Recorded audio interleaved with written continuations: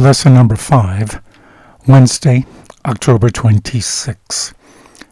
Jairus' daughter.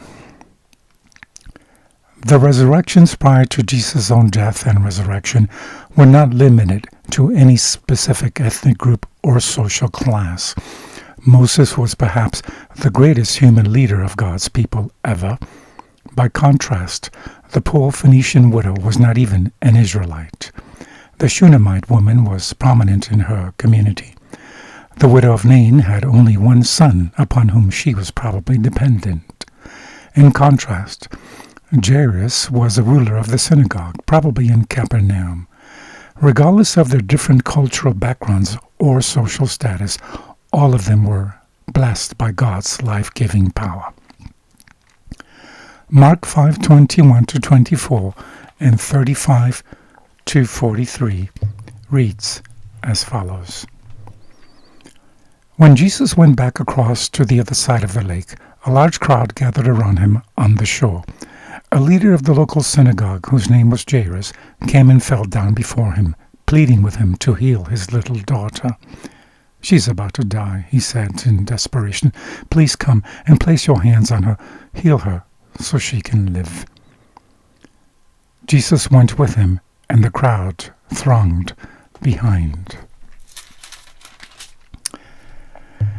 While he was still speaking to her, messengers arrived from Jairus' home with the message, "Your daughter is dead.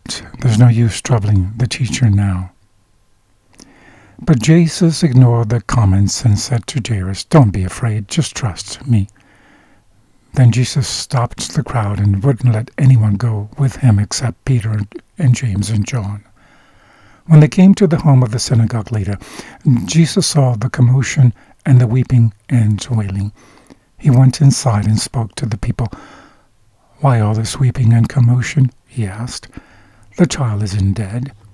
She's only asleep." The crowd laughed at him, but he told them all to go outside. Then he took the girl's father and mother and his 3 disciples into the room where the girl was lying.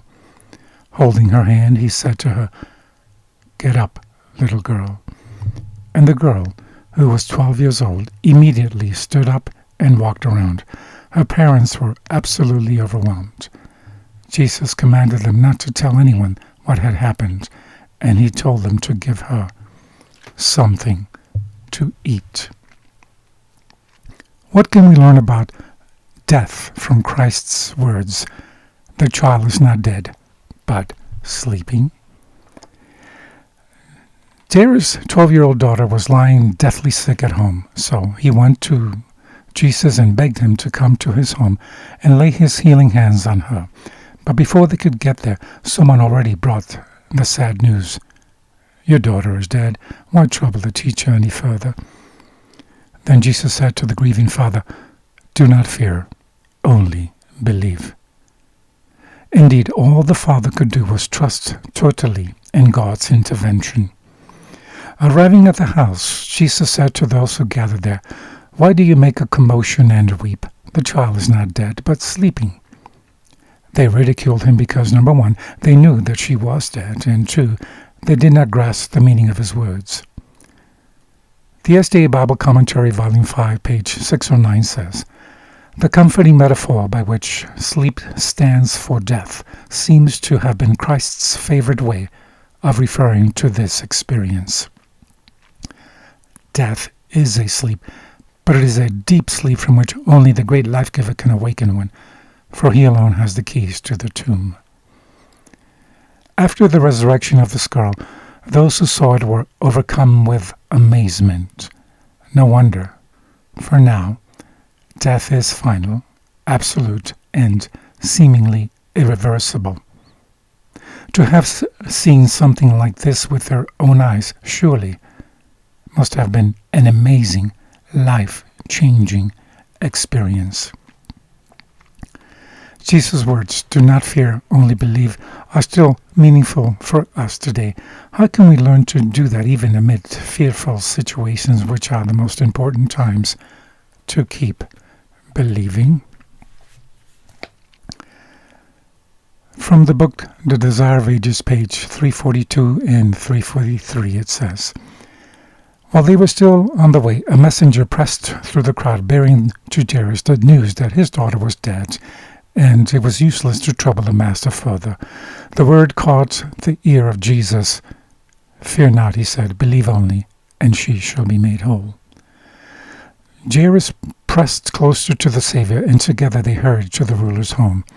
Already the hired mourners and flute players were there, filling the air with their clamor. The presence of the crowd and the tumult jarred upon the spirit of Jesus. He tried to silence them, saying, "Why make you this ado and weep? The damsel is not dead, but sleepeth." They were indignant at the words of the stranger. They had seen the child in the embrace of death, and they laughed him to scorn. Jesus approached the bedside, and taking the child's hand in his own, he pronounced softly, in the familiar language of her words, "Damsel, I say unto thee, arise." Instantly a tremor passed through the unconscious form. The pulses of life beat again. The lips unclosed with a smile. The eyes opened widely as if from sleep, and the maiden gazed with wonder on the group beside her. She arose, and her parents clasped her hand and wept for joy. From the book Testimonies for the Church, Volume 2, page 139, it says, "It is the privilege of Christians to know indeed that Christ is in them of a truth. This is the victory that overcometh the world, even our faith. All things are possible to him that believeth, and whatsoever things we desire, we may pray. If we believe that we receive them, we shall have them." This faith will penetrate the darkest cloud and bring rays of light and hope to the drooping, desponding soul. It is the absence of this faith and trust which brings perplexity, distressing fears, and surmisings of evil. God will do great things for his people when they put their entire trust in him. Godliness with contentment is great pain. Pure and undefiled religion will be exemplified in the life. Christ will prove a never-failing source of strength, a present help in every time of trouble. Have a blessed day.